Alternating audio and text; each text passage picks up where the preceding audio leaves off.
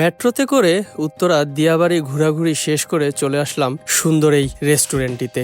এটি উত্তরা উত্তর স্টেশনের ঠিক পশ্চিম পাশেই অবস্থিত। উত্তরা দিয়াবাড়ি ঘুরতে এসে যদি কেউ খাওয়া দাওয়ার জন্য ইনডোর এবং রুফটপ এই দুইটা একই সাথে চান তাহলে কিন্তু চলে আসতে পারেন এই ক্যাফে অ্যাঞ্জেল ড্রপ রেস্টুরেন্টটিতে। রেস্টুরেন্টে ঢোকার সাথে সাথেই হচ্ছে ইনডোর পার্টটা, এখানে বেশ ভালোই সিটিং ক্যাপাসিটি আছে আর ডেকোরেশনটাও সুন্দর। যদি এসি ঠান্ডা বাতাসে আরাম করে খাওয়া দাওয়া করতে চান তাহলে এখানে বসতে পারেন। আর পাশেই হচ্ছে রুফটপ। রুফটপের সিটিং ক্যাপাসিটিও ভালো, আর সবচেয়ে বড় ব্যাপার হচ্ছে এই রুফটপ থেকে কিন্তু মেট্রো যাওয়া আসা দেখা যায়। রেস্টুরেন্টটার এই রুফটপ পার্টটা কিন্তু খুবই ফটোজেনিক, চাইলে কিন্তু আপনি অনেক ছবি তুলতে পারবেন। তবে এখানকার খাবারের প্রাইস আমার কাছে মনে হয়েছে একটু বেশি। স্টার্টাপে আমি নিয়েছিলাম ফ্রেঞ্চ ফ্রাই, যেটার টেস্ট ছিল 9 আউট অফ 10।